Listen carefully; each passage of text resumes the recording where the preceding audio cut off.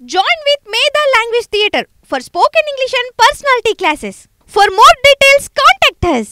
ఒకప్పటి హీరోయిన్ పూనం కౌర్ ట్విట్టర్లో అన్యాపదేశాల ముసుగు తీసేసి దర్శకుడు త్రివిక్రమ్ మీద ఆరోపణల అస్త్రం ఎక్కుపెట్టారు. చిరకాలంగా పూనం కౌర్ ట్వీట్ల యుద్ధం చేస్తూనే ఉంది.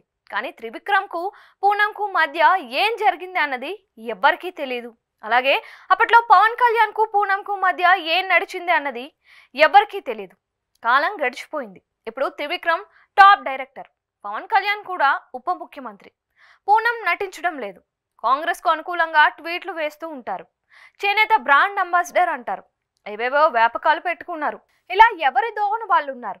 మరి ఇప్పుడు ఎందుకు పూనం తన వ్యవహారాన్ని కెలుకుతున్నట్లు? అసలు పూనంకు ఏం కావాలి? పూనం కోరుకుంటున్న జస్టిస్ ఏమిటి? త్రివిక్రమ్ మీద ఏ విధమైన చర్య తీసుకోవాలని పూనం కోరుకుంటున్నారు? ఎప్పుడో జమానా కాలంలో మాకు ఫిర్యాదు చేశారని, కానీ స్పందన లేదని, స్పందన ఉంటే చాలామంది సేవ్ అయ్యేవారని ఇప్పుడు అంటున్నారు. ఇప్పుడైనా చర్య తీసుకోవాలని అంటున్నారు. అప్పట్లో చేసిన ఫిర్యాదులో ఏముంది? ఇప్పుడు మళ్ళీ అదే ఫిర్యాదు చేశారా? కొత్త విషయాలు ఏమైనా ఉన్నాయా? ఇక్కడ పూనం వైపు నుంచి లోపాలు కూడా ఉన్నాయి, తప్పులు కూడా కనిపిస్తున్నాయి. తనకు ఏం కావాలి అన్నది క్లారిటీగా ఎందుకు చెప్పటం లేదు? ట్విట్టర్లోకి వచ్చి పబ్లిక్గా మాట్లాడినప్పుడు అన్నీ మాట్లాడాలి కదా, సగం సగం ఎందుకు మాట్లాడటం?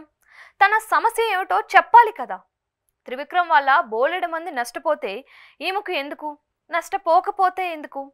తనకు ఏం జరిగిందో చెప్పాలి. తన దగ్గర ఉన్న ఆడియో రికార్డులు లేదా ఇతర ఎవిడెన్స్ల కాపీలను బయట పెట్టకపోవచ్చు, కానీ ఏం ఉన్నాయో, ఏం జరిగిందో అనేది చెప్పాలి కదా. చాంబర్ పెద్దలు ఏం చెబుతున్నారు? బాక్స్ పెట్టాం, అందులో వేయండి అన్నారు, నేరుగా ఇవ్వండి అన్నారు. అక్కడ మెయిల్ ఎందుకు? పోనీ ఓపెన్ కావడం ఇష్టం లేదు అనుకుంటే మెయిల్ పంపినట్టు ట్విట్టర్లో ట్వీట్ చేయడం ఎందుకు?